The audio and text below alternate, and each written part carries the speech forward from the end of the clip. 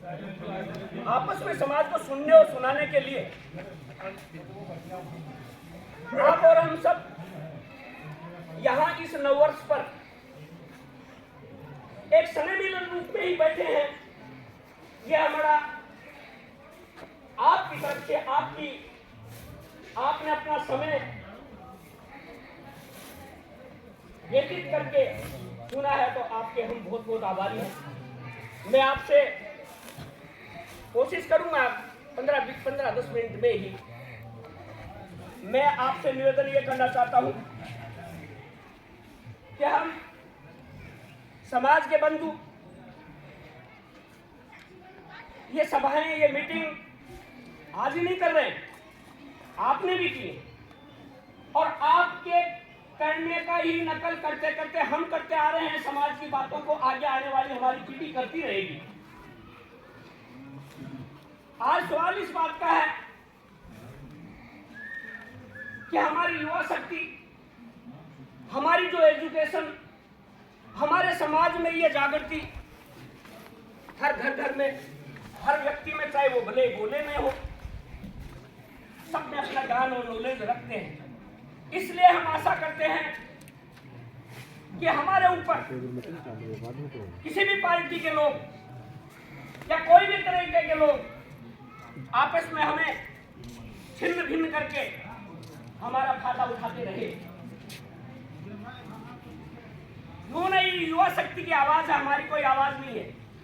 कि आप और हम सब मिलकर जब ये ही इनका कैंडिडेट एक मजबूत होने के बावजूद भी पता नहीं कौन कौन लड़के कहीं दूध पिला रहा है, तो कहीं कुछ कर रहा है, तो कहीं कवि सम्मेलन करा रहा है, तो कहीं हजारों की संख्या में करा रहा है, और वो अपने वालों को ले जा रहा है।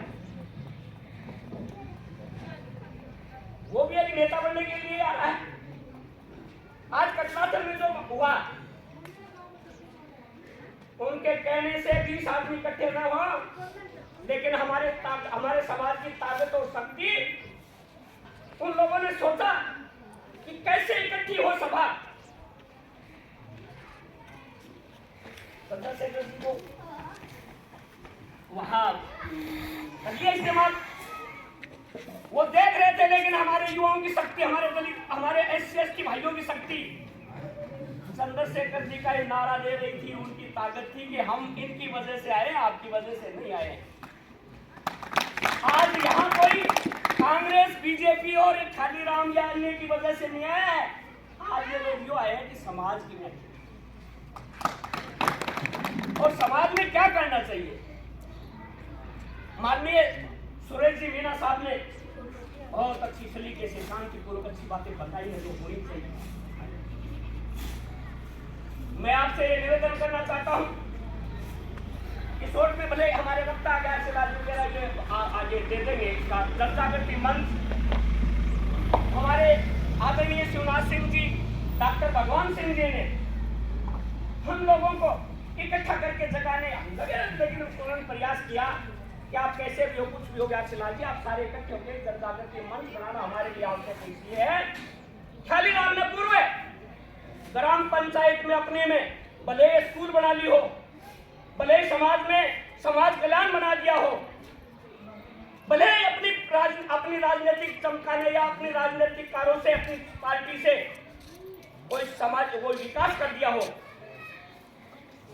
लेकिन पीड़ा ही तो पिछली बार क्यों हुई, इस समाज के व्यक्तियों को छांट के हमें भी दुख दर्द था, हम उनकी हेल्प नहीं कर पाए, इसलिए माफी चाहते हैं। कोई बाड़मेर बैठा था, कोई राजसमंद बैठा था, कोई चित्तौड़गढ़ बैठा था, अपनों को लाके रखा और अपने वालों के ताला लगा दिया। वो बेचारे, मैं उन मास्टरों से मिला, उनके पीड़ा थी, भले ही हम पार्टी की वजह से उनकी खिलाफत कर रहे थे, लेकिन एक में हम उनकी पीड़ा समझ रहे थे कि वास्तव में इनका भला उस व्यक्ति ने एक भी व्यक्ति को, अनुसूचित जाति और जनजाति के व्यक्ति को यहाँ लाने का प्रयास नहीं किया। ये समाज की बहुत बड़ी पीड़ा हुई, जिसका नतीजा उनको भुगतना पड़ा। मैं गर्व नहीं कर सकता कि पंचायत में मैं भारतीय जनता पार्टी के कारण मैंने काम करवा लिए, लेकिन समाज के तो नहीं कराए। समाज के बंधु कर्मचारी तो प्रताड़ित हो रहे थे। यह हमारा समाज का दुख दर्द था और उसी का परिणाम इस प्रकार का रिजल्ट दिया।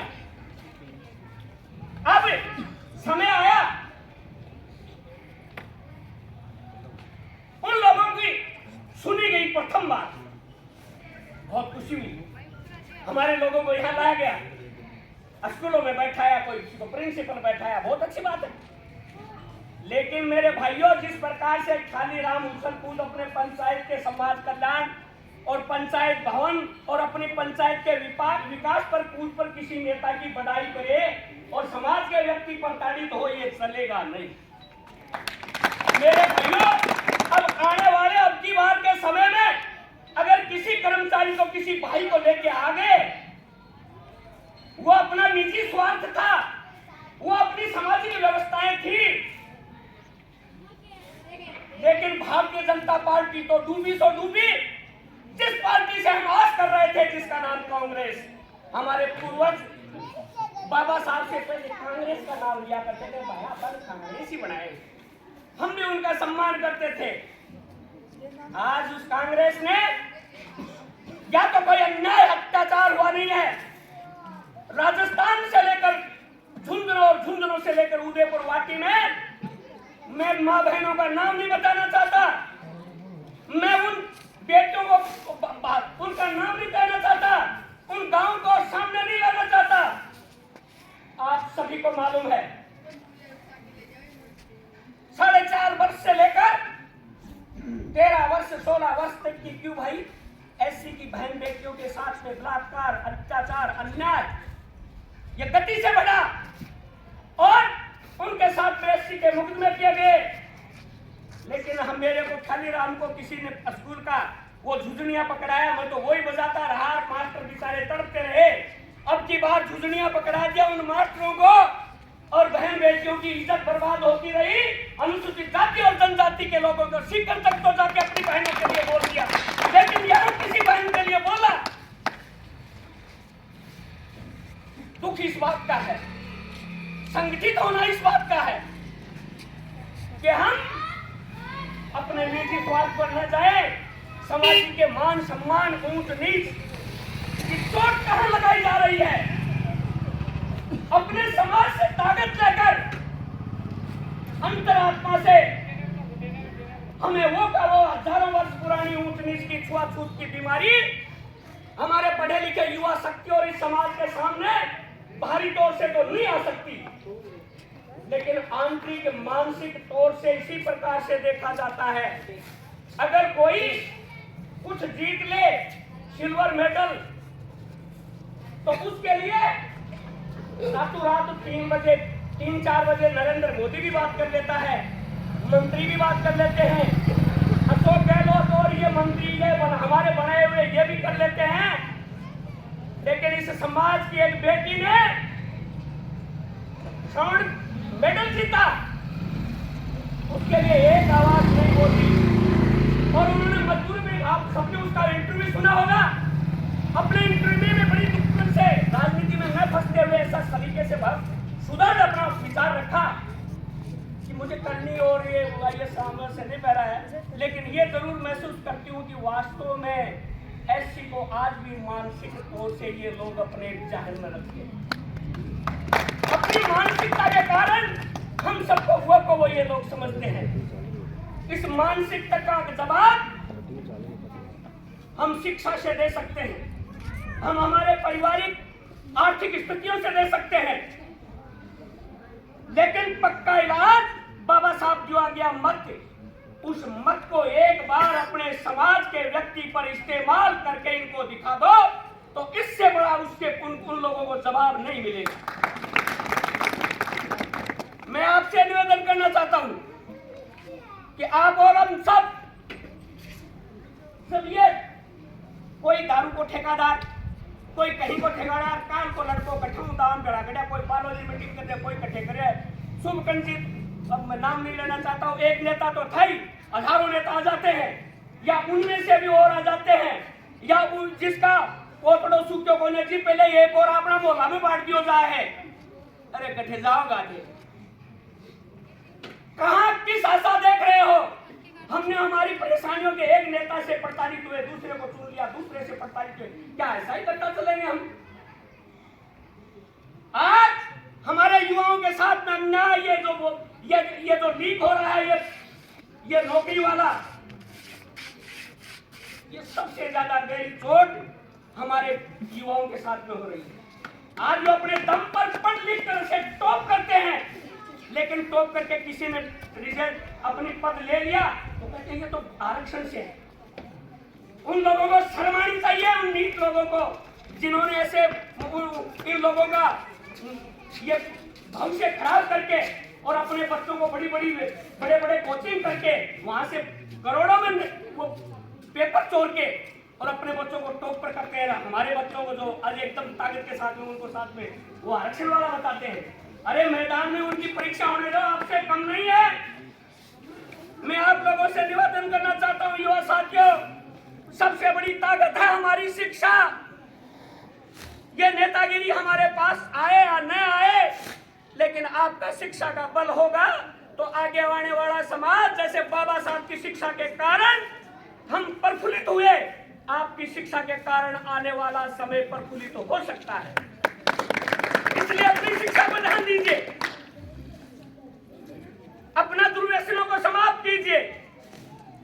मैं मेरी माताओं बहनों के माध्यम से, परिवारों के माध्यम से कहना चाहता हूं, मेरी बहन बेटियों को पढ़ा लिखा कर भेजा जाता है, उनका थोड़ा ध्यान दीजिए। बताया है कि दूध वो सफेद वो सत्य है, और दूध का नाम शिक्षा बताया है। शेरनी का दूध शिक्षा है, शिक्षा तो है, दूध ही शिक्षा है, लेकिन दूध में एक और चीज कीमती छुपी हुई है। वो क्या है? दूध में कीमती चीज छुपी हुई है मक्खन। अब दूध की कीमत ज्यादा है या मक्खन की? मक्खन को मेहनत से उसमें से निकालना पड़ता है। इसलिए आपकी शिक्षा, डिग्री, वो तो बड़ी अच्छी बात है, आपने शिक्षाएं ले ली, लेकिन इस शिक्षा में मक्खन के रूप में बैठे हुए हैं संस्कार। उस शिक्षा की डिग्री के साथ में अगर परिवार के, समाज के, अपने व्यक्तित्व के, राष्ट्रीयता के, बाबा साहब के संस्कार नहीं भूले हुए हैं, तो आपकी शिक्षा वो दूध, चाहे शेरनी का कहो चाहे बकरी का कहो, उसके साथ में आपको, अगर हमारे लोगों ने डिग्रियां ले ली, शिक्षा ले ली, लेकिन संस्कार के लिए, अब मैं आपसे यही निवेदन करना चाहता हूं कि आप और हम सब, ये जो जन जागृति है, हम कोई नेता बनने नहीं आए हैं, बनने भी नहीं दोगे। इतनी बड़ी सभा, जिस दिन मेरे वो 420 बनाया था, मेरी सभा हुई थी, यहां हुई थी, लेकिन मेरे में ही कमियां थी। आप लोग, इतनी बड़ी सभा थी जिसको मैं संबोधित किया था। मैं ये कहा था कि एक चुनाव तूफान है, भूचाल है, इस भूचाल को मैं पार नहीं कर पाऊंगा। ये करोड़ों का खेल है, लेकिन आप ये 3-4 लोगों को 3-4 हजार वोट भी मेरे को डाल दोगे तो मैं समाज के नाम से ताकत दिखाऊंगा। लेकिन मेरे में कमी ये थी, मैं समय पर आपको संबोधित नहीं कर पाया, एंड टाइम समय पर आया। इसी का कारण था, आप लोगों की कोई कमी नहीं थी। अब की बात 1.5 वर्ष से इन सारी बातों को लेकर, इन प्रताड़ित लोगों की आवाज बनकर और आगे आने वाले भविष्य में हमारा नेतृत्व देने के लिए ये गांव-गांव तक जन जागृति मंच आपके बीच में आ रहा है, और ये कहने के लिए आ रहा है कि हम बैठे हैं, हम में से कोई नेता नहीं है, कोई आप पर, पिछली बार खाली राम आप पर ठोक के दरी बिछा के भाषण दे गया, अब की बात नहीं। नेता बन के नहीं आ रहे हैं, प्रतिनिधि बन के नहीं आ रहे हैं। वो नेता, वो प्रतिनिधि, वो समाज का उम्मीदवार आपके विचारों में, आपके दिमाग में हर उदयपुरवाटी के गांव से होगा, और आप जिसको डिक्लेयर करोगे, ये सामाजिक जन जागृति मंच आपके साथ लगेगा, रहेगा, कहीं नहीं जाएगा। आपके भ्रांति हटा दो कि खाली राम भारतीय जनता पार्टी में चला जाएगा, सुरेश जी किसी और में चला जाएगा। हरिराम जी और सुरेश जी गले मिलकर अब हमारा समाज एक जगह होगा तो हम आपके साथ हैं। और आप ही अपने दिमाग से उस अच्छे उम्मीदवार का नाम नहीं निकाल के हमारे सामने नहीं लाओगे तो हम यूं ही भटकते रहेंगे। तो इसलिए हम नेता नहीं है, समय आप ही लोगे। अब मैं मेरा ज्यादा समय न लेकर कुछ नववर्ष है, नववर्ष पर मेरे बोल कुछ लिखाऊं, 1 मिनट में बोल के आपको निवेदन करके मैं बैठना चाहता हूं कि जो हम में भ्रांतियां हैं, जो हम में पीड़ाएं छोटी छोटी बातों को लेके अपने आप को मिटा, अपने आप को अंदर से देख लो। किसी को ऊंचा नीचा बड़ा मत बोलो। हम अलग अलग गांवों में मोहल्लों में बटे हुए, चाहे भोले को ले लो चाहे भाई को ले लो, मैं भी रूठा आप भी रूठ गए, फिर हमें मनाने आएगा कौन? आज दरार फिर खाई खाई को भरने आएगा कौन? मैं भी रूठा आप भी रूठे, फिर हमें मनाने आएगा कौन? आज दरार फिर खाई खाई को भरने आएगा कौन? मैं भी चुप रहा और आप भी चुपचाप रहे मौन, बिन बोले ही निकल गए दोनों की चुप्पी तोड़ेगा कौन? छोटी छोटी बातों को लगा ली दिल से तो फिर यह रिश्ता निभाएगा कौन? मैं भी दुखी आप भी दुखी, इस दुख घड़ी में दुख बांटने आएगा कौन? अब तक भी यूं ही बिछड़े रहे तो सोचो हमें मिलाने आगे हाथ बढ़ाएगा कौन? ना मैं राजी ना आप राजी, वर्षों बीते नाराजी, एक दूजे को गले लगाने आएगा कौन? यूं ही डूब जाएगा यादों में दिल कभी, यूं ही डूब जाएगा यादों में दिल कभी, तो फिर धैर्य बनाने आएगा कौन? एक अहम मेरे भी एक अहम तेरे भी, दोनों के अहम को हराने आएगा कौन? एक दूजे को माफ करने का बड़पन दिखाएगा कौन? ये जिंदगी किसको मिली है सदा के लिए, लम्हों में अकेला हूँ लम्हों में अकेला रह जाएगा कौन? मूंद ली दोनों में से गर किसी दिन एक ने आंखें, मूंद ली दोनों में से गर किसी ने एक दिन आंखें, तो फिर बीते दिनों की बातों पर पछताने आएगा कौन? हम सब सारी बातों को भूल जाइए। हम आपको नेता नहीं, नेता आप बोलोगे तो आप बजावा के लोग जाओगे कि अब की बार समाज के व्यक्ति को इसको वोट दो, हम आपके साथ लगेंगे। हम लेके नहीं आएंगे अकेले कि आप इसको वोट दो। आप सारे के सारे 45 का पंचायतों के लोग बोलोगे तो हम साथ में। आओ हम सब हंसते हंसते जीना सीखे, प्रेम भाव से मिलजुल सारे रहना सीखे। जय भीम जय भारत।